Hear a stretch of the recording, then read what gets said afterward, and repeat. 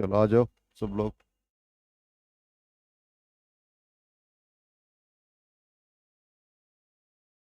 एक बार देख ले स्लाइड मूव कर रहा है कि नहीं। हाँ ठीक। चलो पहला चैप्टर है इलेक्ट्रिक चार्जेस एंड फील्ड्स। ठीक है, पहला चैप्टर यही है। सबसे पहले मार्क्स डिस्ट्रीब्यूशन को समझो। पहला टॉपिक या पहला चैप्टर इलेक्ट्रोस्टैटिक्स है। इसके दो major part, electric charges and fields, electrostatic potential and capacitance, और करंट इलेक्ट्रिसिटी। ये दोनों मिला के 16 मार्क्स का है। तो पहले इंडिपेंडेंट क्या था, 8 मार्क्स का, 7 मार्क्स का, इस तरह से था। तो दोनों को एक साथ मर्ज कर दिया, तो जिससे पूरे चैप्टर का मार्क्स वेटेज हो गया 16। करंट इलेक्ट्रिसिटी के बाद magnetic effects of current and magnetism आ गया, और इसको इलेक्ट्रोमैग्नेटिक इंडक्शन ऑल्टरनेटिंग करंट के साथ कोरिलेट कर दिया। तो टोटल चैप्टर कहोगे तो उसमें 4 हो जाएंगे। Moving charges and magnetism, moving charges and magnetism करके एक चैप्टर होगा। मैग्नेटिज्म एंड मैटर करके सेकेंड चैप्टर होगा। इलेक्ट्रोमैग्नेटिक इंडक्शन, जिसको शॉर्टकट में हम लोग ईएमआई भी कहते हैं, और ऑल्टरनेटिंग करंट, ये दोनों का वेटेज 17 मार्क्स का है। अब इसके बाद है इलेक्ट्रोमैग्नेटिक वेव्स। पहले इंडिपेंडेंट 3 मार्क्स का था, 4 मार्क्स का, अब इसको इसके साथ कर दिया। ऑप्टिक्स के 2 ब्रांच हैं। ये सेकेंड बुक स्टार्ट हो जाएगा, ये फर्स्ट बुक है। तो सेकेंड बुक में जो स्टार्ट होगा उसमें इलेक्ट्रोमैग्नेटिक वेव्स है। ऑप्टिक्स के 2 ब्रांच, रे ऑप्टिक्स और वेव ऑप्टिक्स, इन दोनों को ऐड कर दिया तो टोटल 18 मार्क्स का डिस्ट्रीब्यूशन हो गया। नेक्स्ट आ जाओ, dual nature of radiation and matter. पहले इंडिपेंडेंटली ये 4 मार्क्स का था। एटम्स एंड न्यूक्लियाई 6 मार्क्स का था। इन दोनों को अब ऐड करके 12 मार्क्स का कर दिया। और लास्ट में इलेक्ट्रॉनिक डिवाइसेस कहो या सेमीकंडक्टर डिवाइसेस कहो, 7 मार्क्स का है। तो टोटल इस तरह से तुम्हारा 70 मार्क्स हो गया। 30 मार्क्स का प्रैक्टिकल हो गया। अब प्रैक्टिकल में जैसे ये चैप्टर जब हम लोग स्टार्ट करेंगे तो कुछ प्रैक्टिकल हम कराएंगे, सबको कराते ही हैं। तो थोड़ा यूट्यूब वीडियो और इन सब के हेल्प से कराते हैं। तो उसमें सबसे पहला चैप्टर करंट इलेक्ट्रिसिटी में verification of Ohm's law, Wheatstone bridge, meter bridge, potentiometer wire. तो 4 एक्सपेरिमेंट बहुत इंपॉर्टेंट है। और पीएन जंक्शन डायोड भी हो सकता है, हम कोशिश में लगे कि वो भी आपको बता दें, और एक जीनर डायोड। तो 5 यदि प्रैक्टिकल आप कर लेते हैं तो वो भी 30 मार्क्स का है। तो टोटल 100 मार्क्स हो जाते हैं। बाकी मैथमेटिक्स और इस सब में तो आपका 80-20 है। फाइन आर्ट्स में 30-70 है शायद। फिजिकल एजुकेशन में 70-30। इंग्लिश में 80-20 है। इस तरह से है। तो मेजर आपका फिजिक्स, केमिस्ट्री और बायो, इसमें 30 मार्क्स का है। तो ये पूरे चैप्टर का मार्क्स का डिवीजन है। ये पीडीएफ में हम भेज देंगे। अब सबसे पहले हम लोग स्टार्ट कर रहे हैं इलेक्ट्रोस्टैटिक्स। अब इलेक्ट्रोस्टैटिक्स को वर्ड ओरिजिन से ब्रेक करके देखो। Electro plus statics. इलेक्ट्रो का मतलब चार्ज ऑन इलेक्ट्रॉन, स्टैटिक्स का मतलब स्टेशनरी। इसका मतलब जो स्टेशनरी चार्ज है उसके बारे में जब हम स्टडी करते हैं, उस ब्रांच को हम लोग इलेक्ट्रोस्टैटिक्स कहते हैं। ठीक। चलिए आइए, आप लोग लेट हैं। फर्स्ट डे ही लेट हो जाओगे तो ऐसे होगा। हाँ, बैठो। तो इलेक्ट्रोस्टैटिक्स, इसको सिंपली डिफाइन करते हैं, it is a branch of physics which deals with the study of charges at rest. इसका मतलब यहां पर स्टेशनरी चार्जेस के बारे में हम लोग स्टडी करेंगे। ठीक है।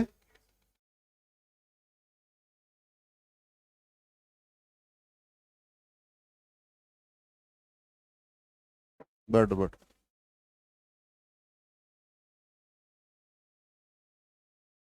चलो, आप लोग भी जो लेट कमर्स से भी जस्ट हमने स्टार्ट किया है, साथ के साथ रिकॉर्डिंग भी कर दे रहे हैं।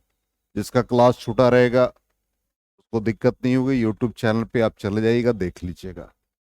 तो पहला चैप्टर यहां पर ध्यान दीजिएगा। पहले मार्क्स डिस्ट्रीब्यूशन एक बार फिर से हम ब्रीफ कर दें। ये पूरे चैप्टर हमारे पास टोटल 70 मार्क्स थे। कैसे कैसे डिस्ट्रीब्यूशन है अभी ब्रीफ किया था, इसको रिपीट कर रहे हैं। पहला हमारा चैप्टर मतलब पहला आप यूनिट कह सकते हैं इलेक्ट्रोस्टैटिक्स है। उस यूनिट में पहला chapter electric charges and fields, दूसरा electrostatic potential and capacitance. Reference book में सब अलग अलग मिलेगा आपको, लेकिन एनसीईआरटी के अकॉर्डिंग लिखा हुआ है।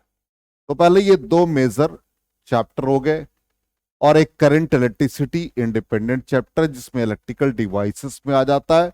इन दोनों को मिलाकर के टोटल 16 मार्क्स का वेटेज है। Magnetic effects of current and magnetism जिसमें मूविंग चार्जेस मैग्नेटिज्म एक इंडिपेंडेंट चैप्टर है। Magnetism and matter second chapter हो गया।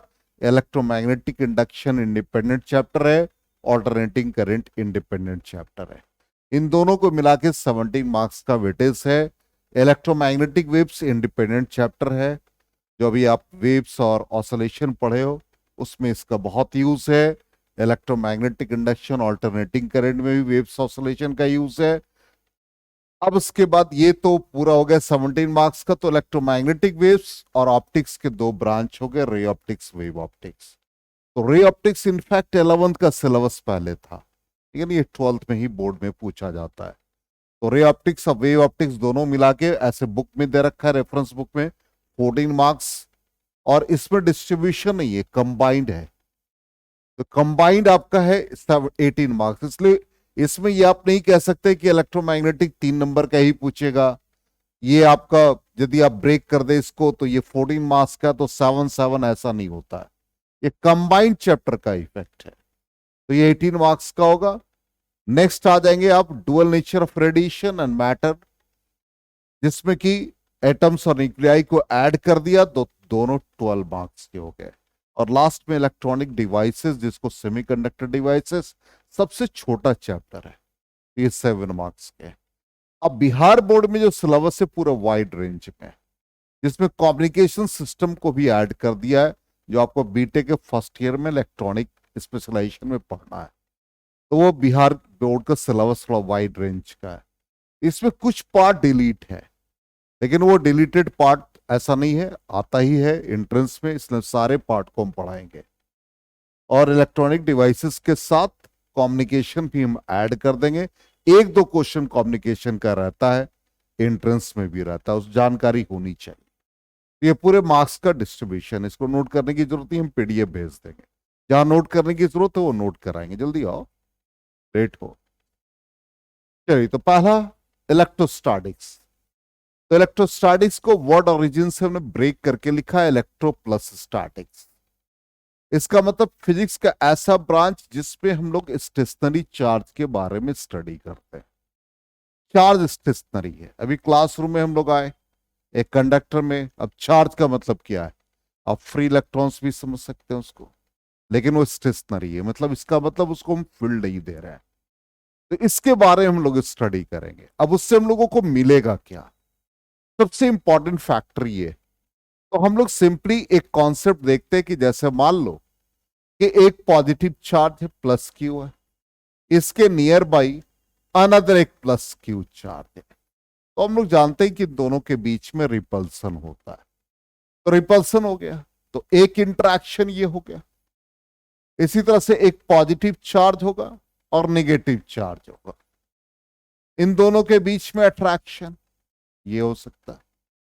इसका मतलब यहां पर रिपल्सन और अट्रैक्शन, जिसको कि हम सिंगल वर्ड से नाम दे देते इंटरैक्शन। अब इंटरैक्शन में दोनों आ जाते हैं, attractive as well as repulsive. इसका मतलब इंटरैक्शन को मेजर करेगा जो क्वांटिटी, उसको हम लोग कहते हैं इलेक्ट्रिक फोर्स। इसका मतलब स्टेशनरी चार्जेस से हम लोग इलेक्ट्रिक फोर्स को मेजर करेंगे।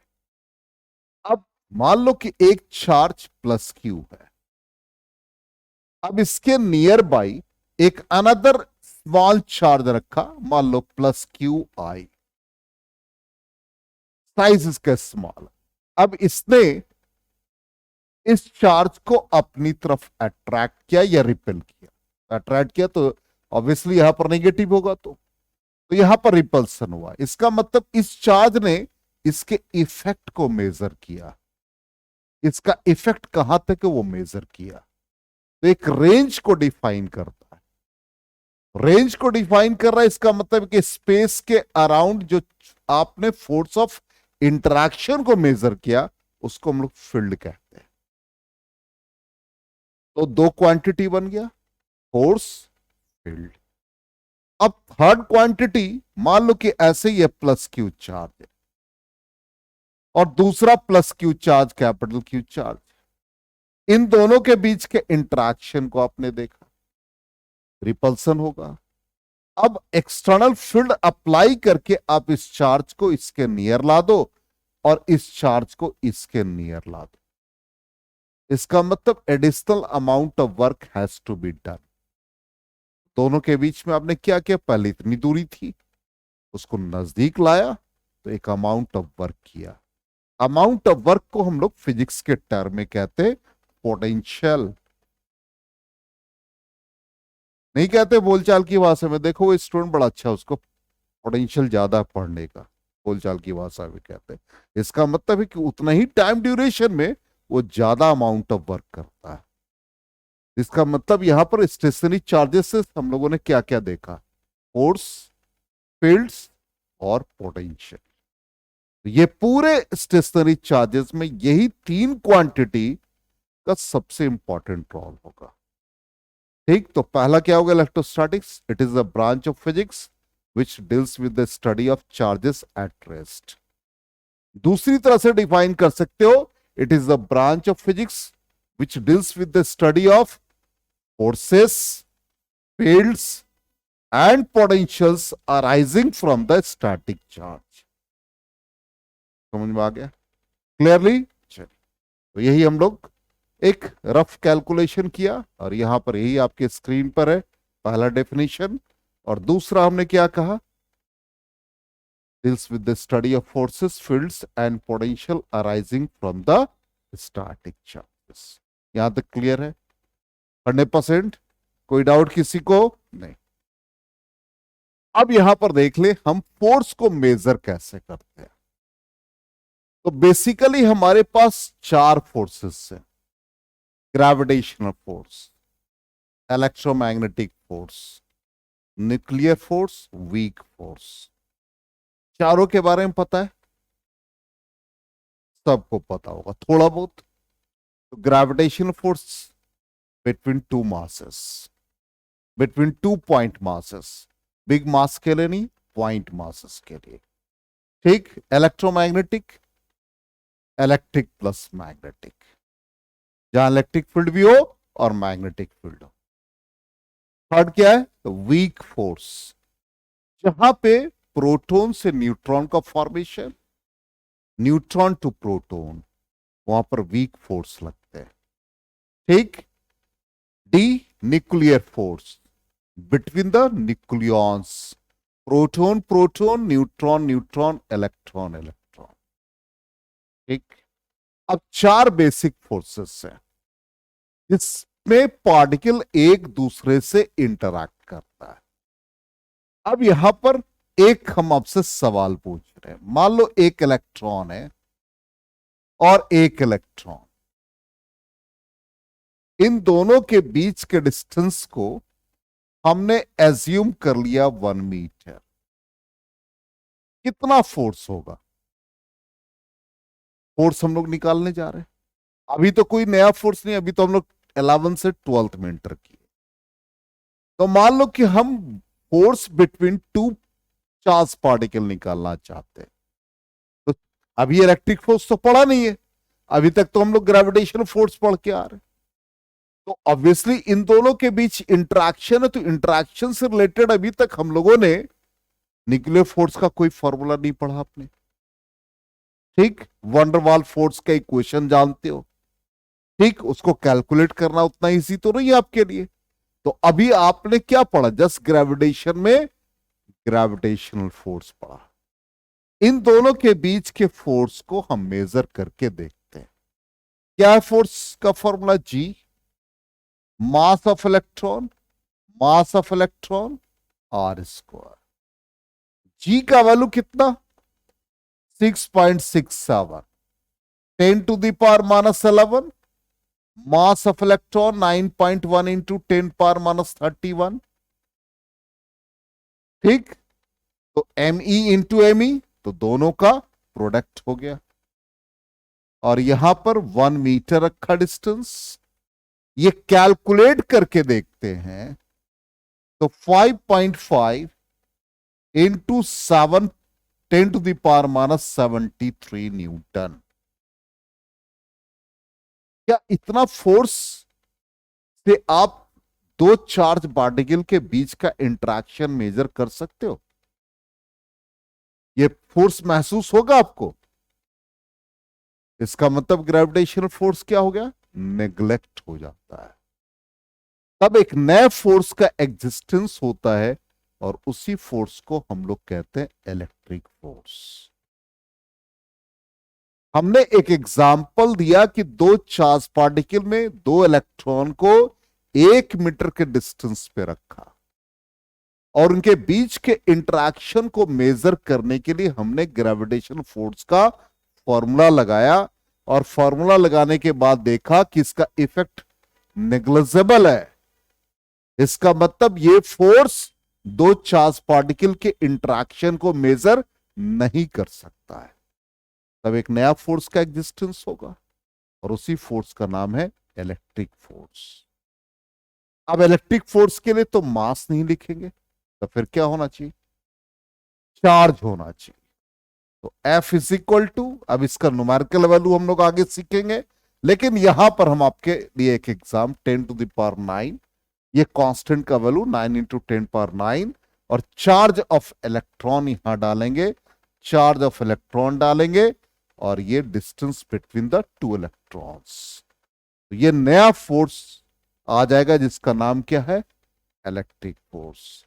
अब इलेक्ट्रिक फोर्स, इसका मतलब इसके लिए कौन सी क्वांटिटी रिस्पॉन्सिबल है? चार्ज। तो अब जो हम लोग पढ़ते थे ग्रेविटेशन में मास का जो एक्टिंग था, वही अब चार्ज का एक्टिंग हो जाएगा। वहां क्या था? ग्रेविटेशन फोर्स, तो इलेक्ट्रिक फोर्स। आप देखो ना, कोरिलेट करो। आप जब मैकेनिक्स पढ़ते थे तो स्टार्ट किया motion in straight line, linear velocity को रिप्लेस किया एंगुलर वेलोसिटी, लीनियर डिस्प्लेसमेंट को एंगुलर डिस्प्लेसमेंट। ठीक उसी तरह से हम आगे बढ़ते गए। फोर्स को रिप्लेस कौन किया? टॉर्क। मास को रिप्लेस कौन किया? Moment of inertia. अब यहां पर जब हम आएंगे इलेक्ट्रोस्टैटिक्स में, तो इसमें क्या करेंगे? मास को रिप्लेस करेंगे चार्ज से। क्लियर हो गया? 100%। तो यहां पर देखिए क्या लिखा है। Consider two electrons are placed 1 metre apart, the force of interaction between them. क्या निकाला? कितना वैल्यू आया? बहुत नेग्लेजिबल। तो कंक्लूजन क्या निकला? कि ग्रेविटेशन फोर्स नेग्लेक्ट हो जाएगा। ठीक। तो कंक्लूजन देख लीजिए क्या लिखा है।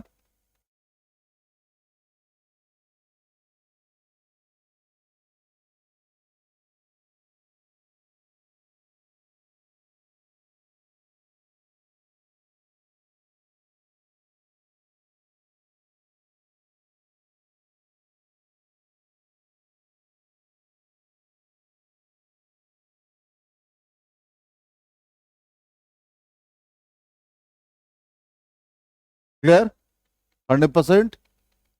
तो इसमें ऐसा भी कर सकते हैं, आज के लिए फर्स्ट डे के लिए हम एक एक स्क्रीन को फिर से लाते हैं और वो आप लोग स्क्रीनशॉट ले लो और PDF हम आपके व्हाट्सएप पर डाल देंगे। ठीक है, चलो यहीं से स्टार्ट है। चलो, क्या ग्रुप में डाल दो जो। अबे, अबे तुम तो नया सेल फोन लिया ओप्पो का, कल ही ना लिया है। एप्पल फोन बेच करके ओप्पो का लिया, देखो।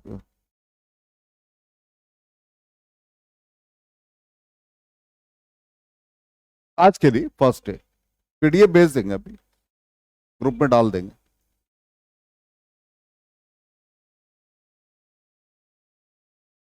हो गया? तुम लोगों को कैसे मिलेगा? अच्छा ठीक, हो जाएगा ग्रुप में, ठीक। इधर गर्ल्स तुम लोग, अच्छा ये तो नेक्स्ट आ जाओ।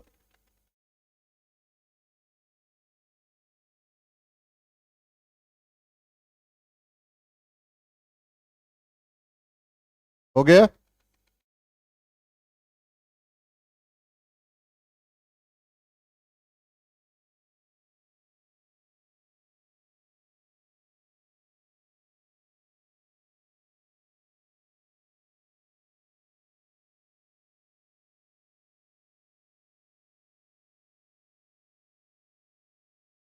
ये तो अभी किया, जस्ट कंक्लूजन देख लीजिए।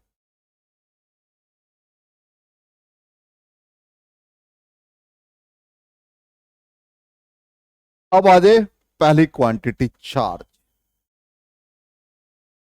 चार्ज का मतलब क्या है?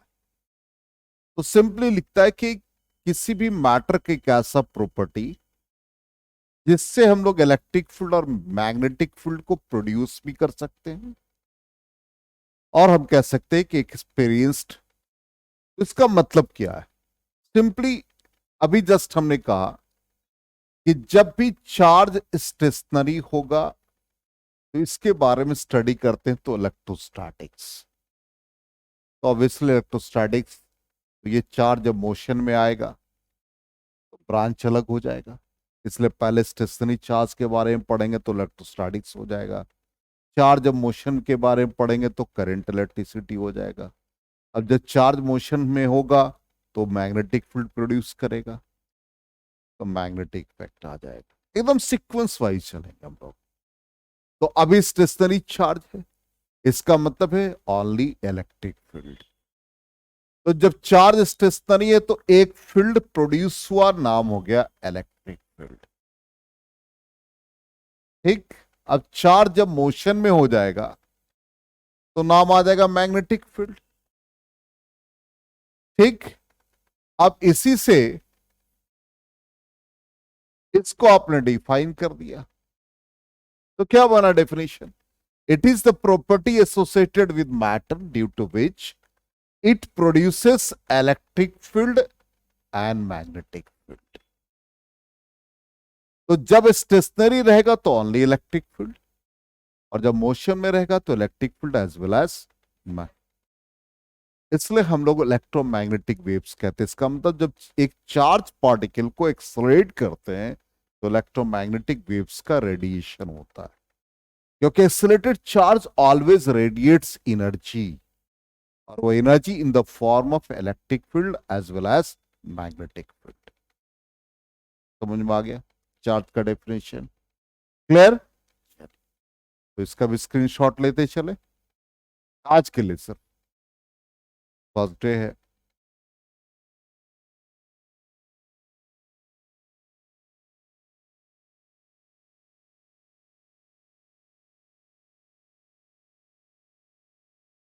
कल हम सबका नोट्स चेक करेंगे। हाँ, 11th वाली बात नहीं है, 12th में नोट्स एकदम चेक करें। अब आ जाए हिस्टोरिकल व्यू, क्या हिस्ट्री है चार्ज का। तो हिस्ट्री कहता है कि थेल्स एक ग्रीक फिलोसफर था। ठीक है, सब लोग साइंटिस्ट के बारे में, पहले न्यूटन भी फिलोसफर ही था। इस सब लोग बाद में साइंटिस्ट की उपाधि इनको मिली। तो थेल्स एक ग्रीक में प्लेस है, माइलेटस, वहीं से वो बिलोंग करता था। तो अराउंड 600 बीसी बिफोर क्राइस्ट। तो ये हिस्ट्री थोड़ा जानना चाहिए, एनसीईआरटी में दे रखा। तो हिस्टोरिकल व्यू क्या है? कहता है कि थेल्स ने ऑब्जर्व किया कि एक अंबर, अंबर को वुलन क्लॉथ के साथ रब किया। बड़ा इंटरेस्टिंग टॉपिक है, इसको समझेंगे आप, और इजी भी है, बहुत इजी है। अंबर को वुलन क्लॉथ के साथ रब किया। रब करने से देखा कि उसमें एक अट्रैक्टिंग प्रॉपर्टी डेवलप कर गया। ठीक। उसके बाद हम लोग थोड़ा एडवांस हुए, तो ग्लास रॉड को सिल्क क्लॉथ के साथ रब किया। कैसे इलेक्ट्रीफाई हुआ अभी नहीं पता है। अभी हम लोग सिर्फ ये सीखेंगे कि दो सब्सटेंस को जब हम लोग रब करते हैं, मतलब friction between the two substances, तो वो इलेक्ट्रीफाई होता है, तो अट्रैक्टिंग प्रॉपर्टी डेवलप होता है। वैसे ही हम लोगों ने बच्चे में भी किया होगा, ये सब लोग करते एक्सपेरिमेंट, क्लास 9th में पढ़ा दिया जाता है, क्लास 8 में भी, कि ड्राई हेयर को कॉम के साथ रब करो तो कॉम में एक अट्रैक्टिंग प्रॉपर्टी डेवलप कर जाता है। बेसिक यही चीज पढ़ा हम लोग को। अब क्यों करता है, वो मैकेनिज्म है। तो यही कहता है, यही इसने ऑब्जर्व किया। तो ये अंबर इस तरह का सब्सटेंस होता है जिसको येलो रिसाइनस कहते हैं। ठीक, रिसाइनस ग्रीक वर्ड है, इसका मतलब इलेक्ट्रॉन का एंशियंट नेम बन गया था रिसाइनस।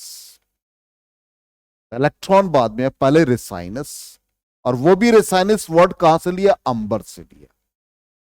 ठीक, इस अंबर को वुलन क्लॉथ के साथ रब किया, अट्रैक्टिंग प्रॉपर्टी डेवलप किया। ठीक, इसी तरह से यहां पर देख लो, सिल्क क्लॉथ को सिंपली हम लोग रब कर रहे हैं, या इसी को वुलन क्लॉथ ऐसा है, इसको रब किया तो इसमें भी अट्रैक्टिंग प्रॉपर्टी डेवलप कर गया। ठीक, अब दो सब्सटेंस को हम लोग जब रब करते हैं तो एक पर पॉजिटिव चार्ज और एक पर नेगेटिव चार्ज आता है, इसका भी रीजन सीखेंगे। दूसरा एग्जांपल क्या दिया, देख लीजिए, ग्लास रॉड को सिल्क क्लॉथ के साथ रब किया, चार्ज का फॉर्मेशन भी दिखा रहे हैं, एक पर पॉजिटिव एक पर निगेटिव।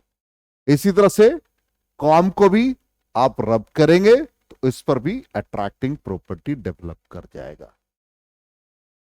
ठीक, 3 एग्जाम्पल हो गए।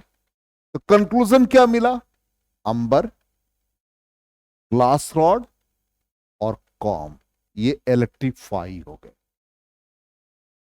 इलेक्ट्रीफाई हुआ तो इसका मैकेनिज्म कहां से आया, ये मैकेनिज्म क्या है कि किस पर पॉजिटिव होगा और किस पर नेगेटिव होगा। इसके लिए क्वांटिटी है वर्क फंक्शन, जिसको हम लोग थ्रेशोल्ड एनर्जी कहते हैं। वर्क फंक्शन सीखा है टर्म केमिस्ट्री में, क्या है वर्क फंक्शन, चलो वह बताओ। ओ 12th में स्मार्ट हो गया था, स्ट्रेट फॉरवर्ड वाला नहीं जानते हैं। अब पहले क्या बोलता था, सब जानते हैं सर। हाँ। चलो गर्ल्स बताओ वर्क फंक्शन, स्नेहा तुम,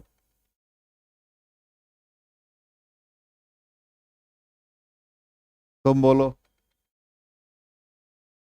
कोई नहीं, अरे यूनिट भी तो बता दो, कुछ तो बताओगे।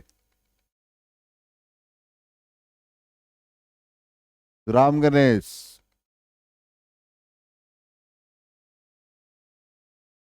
अच्छा वर्क फंक्शन मान लो कि याद नहीं डेफिनेशन, कुछ तो मतलब हल्का फुल्का कि क्या वर्क फंक्शन कहाँ यूज करते हैं। गुड, देखा, यही है कि आपके अंदर की बात को बाहर लाना। आप अंदर की बात को बाहर लाएंगे, आधा उसने बोल दिया। इसने कहा कि इलेक्ट्रॉन को रिमूव करने के लिए जो एनर्जी की जरूरत पड़ती, सिंपल है, यही है definition. Energy required to eject an electron from the surface of metal, this is known as work function. तो मिनिमम एनर्जी चाहिए इलेक्ट्रॉन रिमूव करने के लिए, वही एनर्जी को हम लोग थ्रेशोल्ड एनर्जी और वर्क फंक्शन कहते हैं, जिसका यूनिट इलेक्ट्रॉन वोल्ट होता है, जिसका वैल्यू 1.6 इंटू 10⁻19 जूल होता है। ठीक, वो वो सब आपको सीखना भी है, घबराइएगा नहीं। इलेक्ट्रॉन वोल्ट का यूनिट बोल दिया तो उसके लिए घबराहट नहीं होनी चाहिए। इसका मतलब क्या है, मान लो मेरा फी 12,000 रुपये, बोलना नहीं चाहिए, रिकॉर्डेड फॉर्म में जा रहा है। अब कोई हमको 13,000 रुपये देगा, तब तो क्लास में हम डांस करते हुए पढ़ा सकते हैं। ठीक, 15 कोई दे दिया खुश होकर के, तो ब्रेक डांस भी सीख लेंगे, और 16 दे दिया तो सीधे वहां चले जाएंगे। ठीक। अब मान लो कोई हमको 11,500 दिया, तो किचकिचबाजी होगी, नहीं पढ़ाएंगे, ये होगा वो होगा। अब वो कोई रेफरेंस लेके आएगा। ठीक। अब मान लो कि कोई दूसरे टाइप का एलिमेंट हो 10,000 रुपये और ये भी लेके आए, 2,000 कम करना है तो मजबूरी में करना पड़ेगा। ठीक। इसका मतलब 12,000 रुपये मिनिमम अमाउंट हो गया, उससे कम पे हम नहीं पढ़ाएंगे। इसका मतलब एक इलेक्ट्रॉन वोल्ट यूनिट हो गया इलेक्ट्रॉन को रिमूव करने का। तो 0.9 इलेक्ट्रॉन वोल्ट होगा, वो एनर्जी सफिशियंट नहीं है इलेक्ट्रॉन को रिमूव करने के लिए। तो हर सब्सटेंस का वर्क फंक्शन होता है। तो जब भी दो सब्सटेंस को हम लोग रब करते हैं, तो एक सब्सटेंस जिसका वर्क फंक्शन कम है वो इलेक्ट्रॉन इजीली दे देगा, उससे इलेक्ट्रॉन रिमूव हो जाएंगे। जिसका ज्यादा नहीं होगा, भाई जिसका फी कम है उसके हम बच्चे ज्यादा होंगे। तो सर 5,000 में पढ़ा रहे हैं। आजकल एक है ना वाला और वाली क्या है इस टाइप का, हाँ जो भी है वो नाम नहीं लेना चाहिए, वो तो पूरे इंडिया में फैला हुआ है, सब लोग पढ़ रहे हैं, जो नहीं भी पढ़ना चाहते वो भी पढ़ लेते हैं कम पैसे में। इसका मतलब वर्क फंक्शन जिसका कम होगा उससे इलेक्ट्रॉन रिलीज होगा। अब कॉम ड्राई ही है, एक एग्जांपल ले रहे हैं, तो हम लोग कैसे डिफाइन करेंगे कि किसका वर्क फंक्शन कम है? कॉम और ड्राई हेयर रब करो, तो भाई कॉम और ड्राई हेयर में पहले तो ये देखो कि कॉम का स्पाइक हार्डर है, वो शेप नहीं बदलेगा, लेकिन हेयर अपना शेप बदल लेगा। अब देखो बॉयज से गर्ल्स का तो almost similar hair, almost. Boys का देख लो एक बार, कोई नाइजीरिया से आएगा लगेगा, कोई लगेगा साउथ अफ्रीका से आया हुआ है। ठीक। कोई एकदम ईंट पर बैठा है, कोई कटोरा रख के बाकी छिलवा लिया है। अलग अलग नहीं, आजकल नया डिजाइन चला हुआ और इसमें कटिंग में ज्यादा पैसे मिलते हैं, जितना ज्यादा कर लोगा। कुछ आधे गंजे, कुछ आजकल छोटी भी रख रहे, इस टाइप का है ना। इसका मतलब है कि कॉम का स्पाइक हार्डर है, उसका work function larger. Dry hair का वर्क फंक्शन लेसर है, तो ड्राई हेयर इलेक्ट्रॉन देगा, तो डोनर पर चार्ज क्या हो गया? पॉजिटिव। और कॉम क्या किया? रिसीव किया, तो कॉम के ऊपर चार्ज नेगेटिव हो गया। समझ में आ गया? अब ग्लास रॉड सिल्क क्लॉथ कैसे हम मेजर करें? ग्लास रॉड अंदर से हॉलो होता है, ऊपर से ग्लास होता है। एलईडी ट्यूब को भी देखो, इजीली फूट जाएगा, ऐसे ही डालोगे क्रैक कर जाएगा, क्रश हो जाएगा। इसका मतलब क्या? उसका वर्क फंक्शन स्मॉलर है। सिल्क थ्रेड को आप तोड़ के देखो, नहीं टूटता है, इसका मतलब वर्क फंक्शन उसका लार्जर है। तो क्या होगा?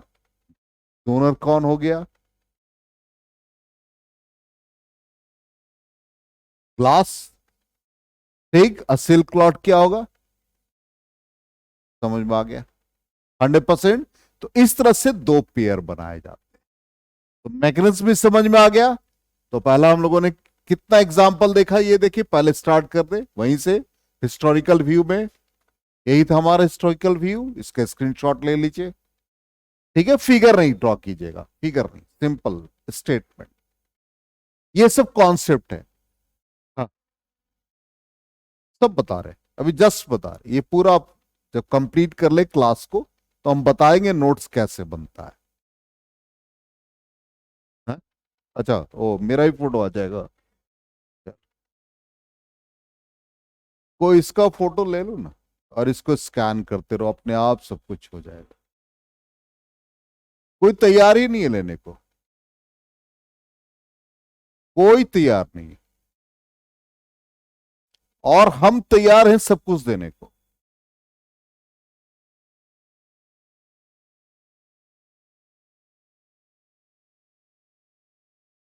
एक चीज जान लो, बात को फॉलो करोगे तो 100% गारंटेड रिजल्ट हाथ में आ जाएगा, जो चाहोगे मिल जाएगा। हो गया, नेक्स्ट आ जाए। यही था रिजल्ट, कंक्लूजन।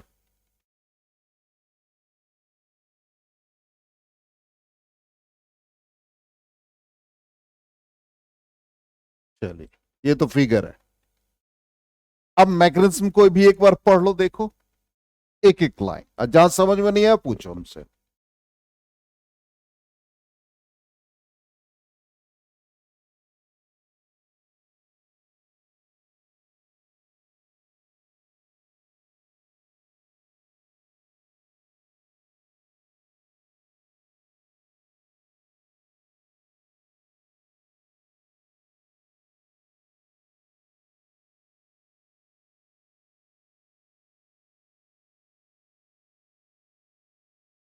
इग्नोर नहीं करना, इग्नोर करोगे तो फिर घर जाओगे तो फिर बाउंस करने लगेगा।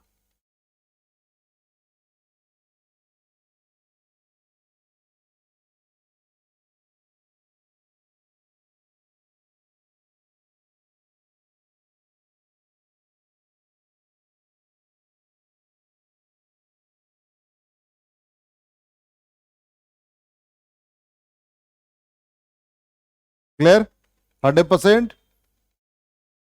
तो कंक्लूजन भी मिल गया, यही कंक्लूजन है। ठीक है, थोड़ा प्रयास किया यार। हाँ, अब ये जो फाइनली इस पर पॉजिटिव चार्ज और इस पर नेगेटिव चार्ज, तो एक चीज तो दिमाग में आ गया कि भाई मैकेनिज्म तो समझ में आ गया, लेकिन जो ये कॉम है जब स्मॉल पीसेस ऑफ पेपर के पास जाता है तो अट्रैक्ट कैसे करता है, ये भी तो समझना है। ध्यान दीजिए, ये कॉम कॉम के ये स्पाइक्स है, इस पे नेगेटिव चार्ज का फॉर्मेशन हो गया। Small pieces of paper, paper electrically neutral है। न्यूट्रल का मतलब समझना, equal amount of positive and negative charges, means net charge will be zero. अब ये पेपर इलेक्ट्रिकली न्यूट्रल, जितना पॉजिटिव उतना नेगेटिव, तो प्लस कहीं भी होगा, माइनस कहीं भी होगा। हो सकता है प्लस लेफ्ट में हो, माइनस राइट में हो, प्लस ऊपर हो, माइनस नीचे हो। लेकिन जैसे कॉम के नजदीक आता है ये, तो न्यूट्रल है।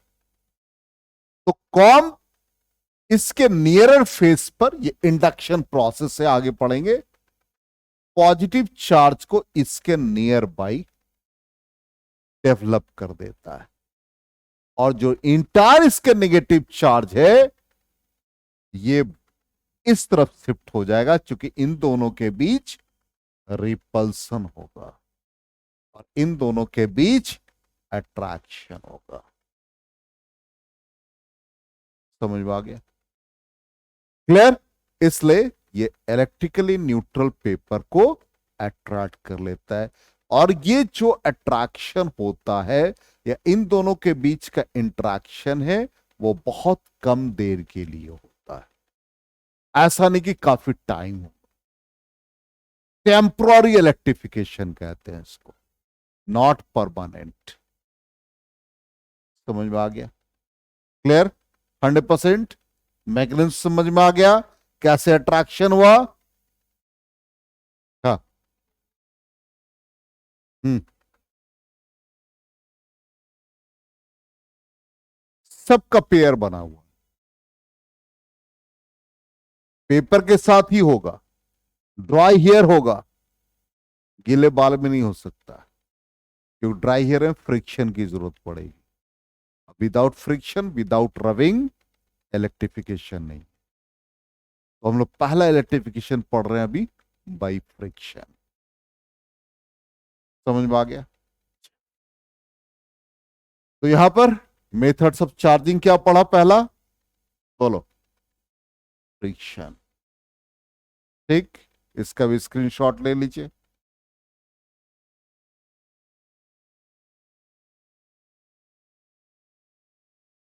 अच्छा, 1 मिनट, जस्ट 1 मिनट।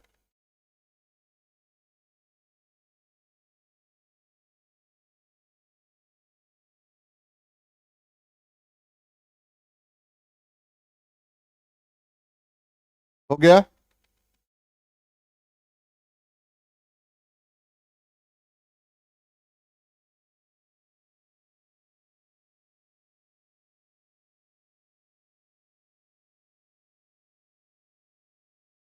अब आ जाओ नेक्स्ट। सिंपली ये एग्जांपल दिया, दो सब्सटेंस को रब किया तो एक पर पॉजिटिव एक पर निगेटिव, ये तो बता ही दिया था। थोड़ा सा इसको एनिमेटेड फॉर्म में दिखाने की कोशिश कर रहे हैं जिससे समझ में इजी। हो गया। नेक्स्ट। अब इंडक्शन, अभी क्या कहा, टेम्पोररी इलेक्ट्रिफिकेशन। अभी एग्जांपल क्या देखा, कॉम के नियर क्या लाया, पेपर लाया। पेपर का कॉम के नियर एंड क्या था, जो कॉम का जस्ट अपोजिट, सिमिलर चार्जेस को रिपेल किया। इसका मतलब यदि हम एक पॉजिटिव ग्लास रॉड लाए और उसके नियर एक कंडक्टर को लाते हैं, या सिंपली इलेक्ट्रिकली न्यूट्रल छोड़ो, अभी कंडक्टर की बात ही नहीं कर रहे, तो एक ग्लास रॉड को लाया जिस पर पॉजिटिव चार्ज है, इसके नियर बाई एक न्यूट्रल, इलेक्ट्रिकली न्यूट्रल सब्सटेंस को लाया, तो प्लस है, तो इसके नियर बाई क्या होना चाहिए, माइनस। देखते हैं क्या आता है, पॉजिटिव चार्ज रॉड इसके नियर लाए, ला दिया, क्या होना चाहिए, कहा, ठीक, पॉजिटिव किधर, आगे, ठीक। दूसरा एग्जांपल नेगेटिव लाएंगे, किधर होना चाहिए, कैसा चार्ज होना चाहिए, पॉजिटिव, और फर्दर नेगेटिव होना चाहिए। समझ में आ गया। इसी प्रोसेस को क्या कहते हैं, इंडक्शन। कैसा होगा ये, टेम्पोररी इलेक्ट्रिफिकेशन, नॉट परमानेंट, थोड़ी देर के लिए। अब ऐसा नहीं कि आज इलेक्ट्रीफाई हुआ तो एक साल तक चलता रहेगा। अरे कॉम और ड्राई ईयर का तो मुश्किल से 2-3 मिनट में ही, आप 2-3 मिनट भी नहीं कहो, सेकेंड में आता है, उसके बाद तो खत्म ही हो जाता है, टेम्पोररी इलेक्ट्रिफिकेशन होता है। क्लियर। चलिए इसका भी स्क्रीनशॉट ले लें।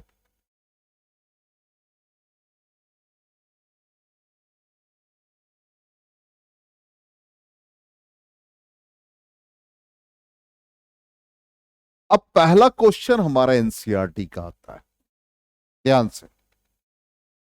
पहला क्वेश्चन एनसीईआरटी का आता है कि कैसे अनचार्ज मेटल स्फीयर को विदाउट टचिंग इट, वो पेज नंबर इधर जाओ, लेफ्ट, उसके बाद ऐसे पेज नहीं, नहीं इसके बाद पहला क्वेश्चन वही, लेफ्ट लेफ्ट लेफ्ट था। कैसे हम दो अनचार्ज स्फीयर को चार्ज करेंगे, ठीक, दोनों इलेक्ट्रिकली न्यूट्रल। अब ये तो ऑब्वियसली इसको माउंट कर देते स्टैंड से, स्टैंड नहीं दिखा है, स्टैंड बनाने में बहुत टाइम लग रहा था, ठीक है, आज ऑर्डर दोगे तो कल ना बनेगा। अब इसको हम लोगों को इलेक्ट्रीफाई करना है। इसके नियर क्या किया, एक पॉजिटिवली चार्ज रॉड लाया, ठीक, क्या होगा, उसके ऊपर क्या आना चाहिए और इधर क्या आना चाहिए, पॉजिटिव। देखते हैं आ गया, ठीक।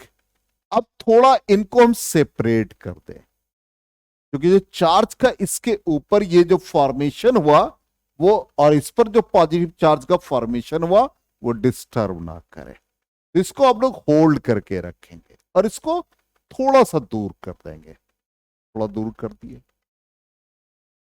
अब हमको फाइनली क्या चाहिए, इसके ऊपर चार्ज चाहिए, ठीक। तो अब फोर्थ स्टेप में क्या हो गया, इसको रिलीज कर दिया। रिलीज करने के बाद देखो क्या हुआ, जब तक हम क्लासरूम में थे तो बॉयज और गर्ल्स बैठे हुए थे, कोई दोस्ती नहीं, किसी से कोई बातचीत नहीं, दोनों की पोलैरिटी अलग अलग। अब जैसे ही हम हटे, खुराफात शुरू, रीअरेंज करने लगे, थोड़ा बातचीत चलने लगा। इसका मतलब जैसे ही आप इसको रिमूव करोगे, चार्जेस रीअरेंज देमसेल्व्स, चार्ज अपने आप को रीअरेंज करता है। ये कंडक्टर का एक प्रॉपर्टी होता है। अब यहां पर क्या करेंगे, फिर दोनों को हम सेपरेट कर देंगे, थोड़ी दूर ले जाएंगे, क्योंकि जो रीअरेंजमेंट है वो पूरे सरफेस पे होना चाहिए। तो यहां पर क्या हो गया, दूर कर देंगे, थोड़ा सा डिस्टेंस बढ़ा देंगे, तो इस पर क्या होगा, चार्ज का फॉर्मेशन, डिस्ट्रीब्यूशन यूनिफॉर्मली होगा, और फाइनली एक पर नेगेटिव चार्ज और दूसरे पर पॉजिटिव चार्ज। क्या हुआ सुमंत, कुछ बात? हाँ, किसको? वो तो टच तो करेंगे ही, तो नीचे इंसुलेटिंग स्टैंड लगा हुआ है, जिससे हमारे बॉडी पर जो चार्ज है उसका डिस्टरबेंस नहीं हो, या चार्ज का जो फॉर्मेशन है वो ग्राउंड में नहीं जाए। इसलिए हम लोग उसको नीचे इंसुलेटिंग स्टैंड लगा के रखते हैं। स्टैंड हमने नहीं दिखाया, ऑर्डर दिया आज, कल परसों आ जाएगा। आ गया समझ में? क्लियर 100%? अब आप इसको कैसे लिखिएगा, मान लो एग्जाम में 3 मार्क्स में आ गया, ठीक है, तो लिखा भी देंगे मान लो, लेकिन एग्जाम में तो आपको अपने लैंग्वेज में लिखना है। रटोगे तो कितने दिन तक याद रख पाओगे? एक आध दिन तक। तो सिंपली क्या करना है, समझना है, और ऐसे लैंग्वेज में लिखना है जो एग्जामिनर को समझ में आ जाए। अब ये नहीं कि ग्रामेटिकली हम ढूंढ रहे हैं कि एरर है कि नहीं, कोई मतलब नहीं। आपको हमने पहले बता रखा है, सीबीएसई इस चीज को नहीं देखता है।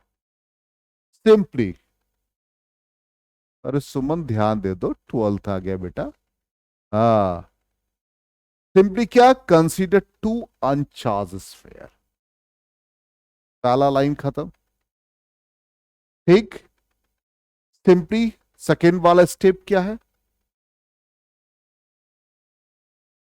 तो bring a positively charged glass rod, ठीक, full stop. Due to induction, इस स्फीयर का नाम दे दोगे A, the sphere A equals negative charge and sphere B equals positive charge. Positively charge है, हाँ निगेटिवली चार्ज, नहीं नहीं, यहां अभी सिल्क नहीं, सिल्क का वो सब जो कपड़ा वगैरह खरीदाता है शादी उदी के वजह से, में अभी नहीं। तो यहां पर ये देखो पॉजिटिव, तो अब क्या करेंगे, holding the charge rod and separate the two spheres quite apart. ठीक, fourth step, remove the charge rod, comma, charges rearrange themselves, हो गया। फिफ्थ स्टेप क्या होगा, now separate the spheres so that charges on conductor rearrange कह सकते हो, या distributed uniformly. समझ में आ गया? 5 एक एक लाइन सिर्फ लिखा, और ये सारी चीजें हमने जो आपको बताया, ऑलमोस्ट यही लैंग्वेज आप लिखेंगे तो कहीं दिक्कत नहीं होगी, आपको याद भी रहेगा। यहां तक आ गया समझ क्लियरली 100%? ठीक, चलिए तो आज की क्लास यहां तक, अभी बैठेंगे, रिकॉर्डिंग हम ऑफ कर देते हैं, क्योंकि जो चीज आपको बताएंगे वो रिकॉर्डेड फॉर्म में होना जरूरी नहीं है।